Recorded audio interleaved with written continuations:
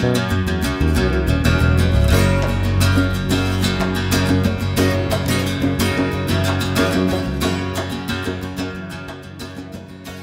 my friends. Welcome to this week's newscast. Starting right off with wars and rumors of wars. On Tuesday, November 18th, in the morning, 2 Arab terrorists armed with knives, axes, and guns walked into a Jerusalem synagogue and murdered 4 rabbis in the midst of morning prayer services. The 4 victims, Rabbis Moshe Twersky, Avraham Shmuel Goldberg, Kalman Ze'ev Levine, and Aryeh Kupinski, were pillars of their community, leaving their families and neighbors reeling from absolute shock. Rebel groups based in southern Syria were advancing on the western suburbs of Damascus, warning that they might soon enter the capital, a development that's in sharp contrast to the grim reports from northern Syria, where moderate rebels have suffered setbacks from the government and radical Islamists. The advance by the so-called Southern Front also stands apart from the situation in the north, because moderate rebels still appear to be the dominant opposition force in the south, eclipsing al-Qaeda's Syrian affiliate, the Nusra Front, in planning and executing military advances. Ukraine's military started preparations to repel a possible assault by Russian-backed rebels in the east, following reports of Russian military reinforcements crossing the border. Monday, last week, Ukraine's President Petro Poroshenko said in an interview with the daily German Bild that the country is ready for total war. Syrian Kurds fighting the Islamic State in Kobani made new gains, expelling the jihadists from several central buildings and seizing weapons. The advance came hours after the U.S.-led coalition launched 4 strikes against the IS positions in central Kobani. Fighters loyal to the Islamic State in Iraq and Syria are now in complete control of the city Derna, population of about 100,000. The fighters are taking advantage of political chaos to rapidly expand their presence westwards along the coast. The black flag of ISIS is now flying over government buildings. Police cars are carrying the ISIS insignia, and the local football stadium is used for public executions. Wednesday, November 19th, Yemen's Shia Ansarullah fighters have managed to push al-Qaeda militants out of the southwestern strategic town of Rada'a. The Ansarullah fighters, who have the support of allied tribesmen, are now in full control of Rada'a. Troops from the Kachin Independence Organization's armed wing clashed with Burma Army forces in eastern Kachin State. 23 cadets from the Kachin Independence Army were killed and 13 were injured when an officers' training camp near Leiza was hit directly by an artillery shell. A spokesperson for the KIA said the training camp in Wai Kayang Bum was hit by a 105mm shell fired from Burmese government forces' positions on nearby Hakea Bum Hill at around noon.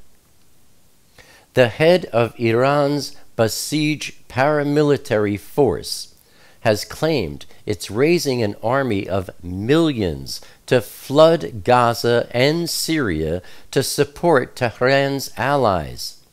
Fars, Iran's semi-official newspaper, reported that Brigadier General Mohammad Reza Nagdi, commander of the Basij paramilitary force, as saying, quote, Millions of Basijis, volunteer forces, are ready in Iran to be dispatched to Syria and Gaza as they have come to us for registration."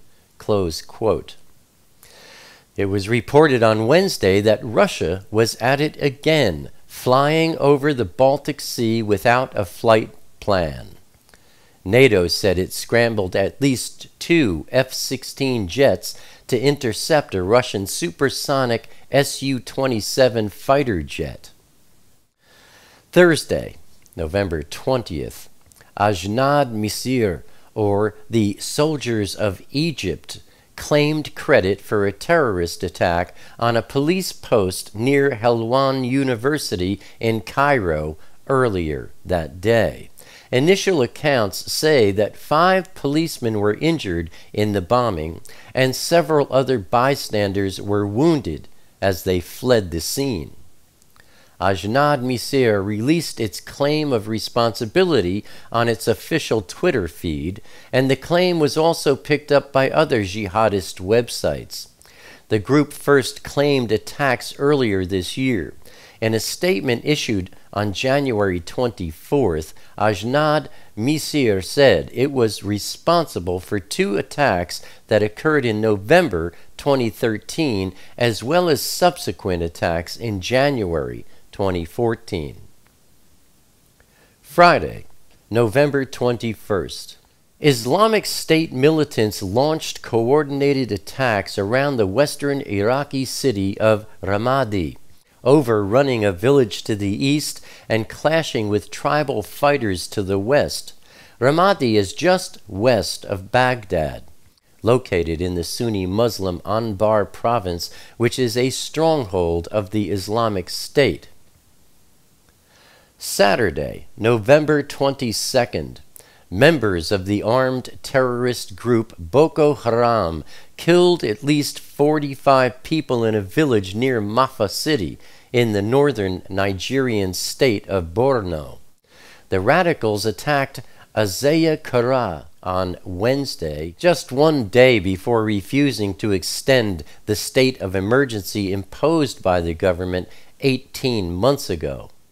Iraqi soldiers backed by Sunni fighters launched a major operation last Saturday to retake a section of the city of Ramadi seized by the Islamic State. The fighting focused on Ramadi's eastern Sijaria neighborhood, which the extremist group captured on Friday. Sunday, November 23rd. Egyptian military forces killed 10 militants as they tried to attack a military checkpoint in the violence-plagued Sinai Peninsula of North Africa.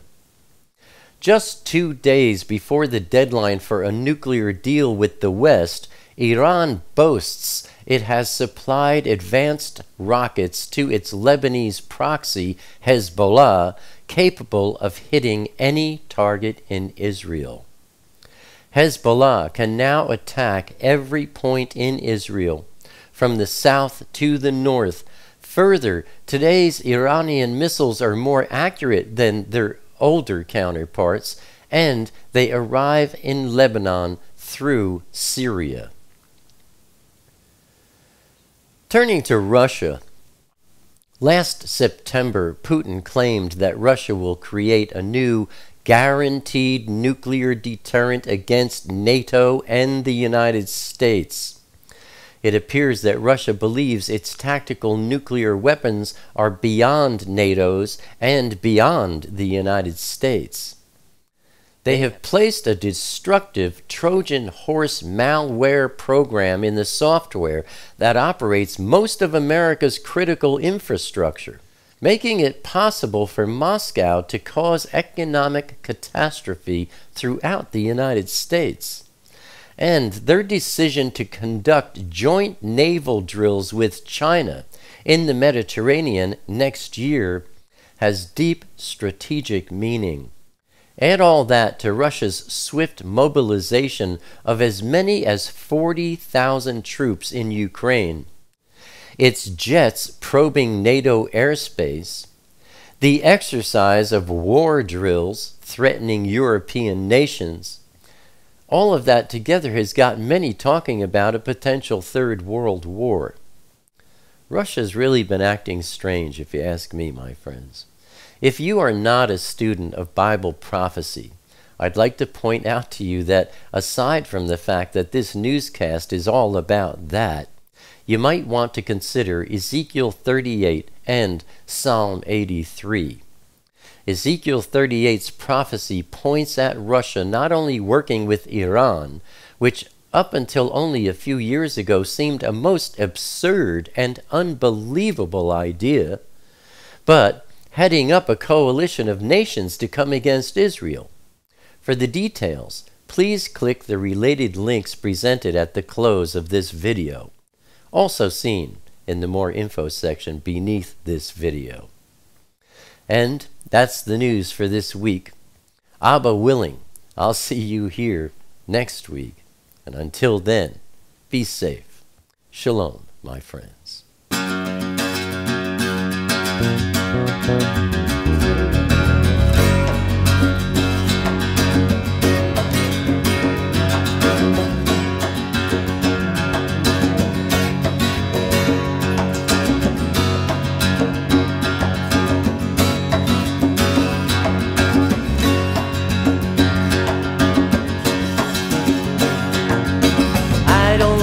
Crowded rooms, I need more space than I consume. Enough is time alone with you, underneath a naked moon, sharing confidential moods and making chatter. Mockingbird nocturnal sings notations of eternal things, entering the quantum breeze, flying not for want of wings. He lights his gaze on you and me, simply because we matter.